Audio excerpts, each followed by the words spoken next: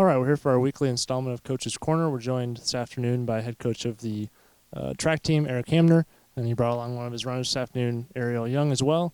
Coach, we'll start with you. You guys are in the middle of the outdoor season now. Just kind of catch our viewers up and give a quick recap of what's gone on so far throughout the season.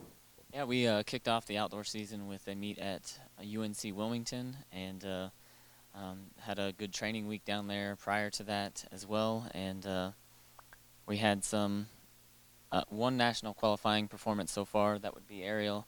And our women's 4x4 is closing in on a national qualifying standard too. But really all of our event groups are firing pretty well right now and coming along nicely.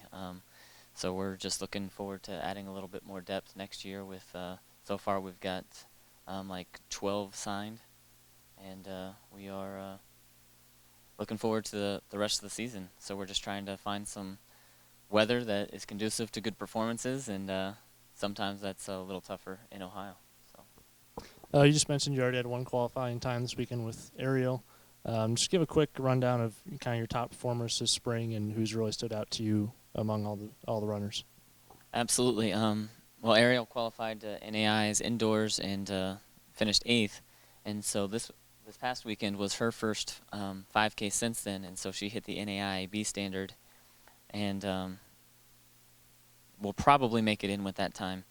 And Zaria Williams is long jumping well. She actually came very close to the NAI standard in the 200.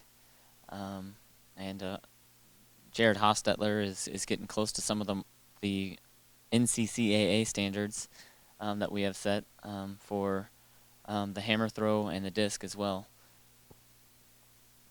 Hand the mic over to Ariel real quick. We'll ask Ariel a question. Ariel, just real quick, how do you feel? I know it's the middle of the season, but how do you feel about your team's success, not only you individually, but the whole team together? Like Coach said, I think the team is coming along pretty well.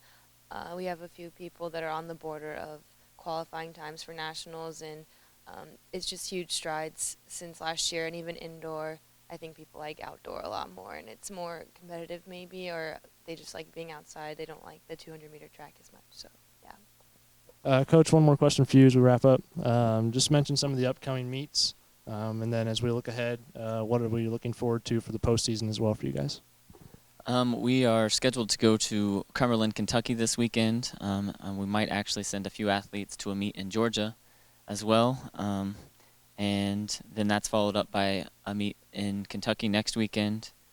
And we're staying local for a sharpener before our conference meet in Pittsburgh that following weekend. So we're trying to get Kyle Beneke is also very close in the 1500 and 800 to qualifying to nationals, and I believe another freshman, Kanan Gardner, could end up hitting one of the national qualifying times as well. So we're just really hoping everything pulls together at the end of the season, at just how we're scheduling it to, and if that happens, I think we'll have more qualifiers than ever this year. That's great. Thanks, guys, for coming this afternoon. Like we said, about halfway through the season for outdoor track and field. They'll be back in action next week. You can follow their progress on our website and through social media. Thanks, guys.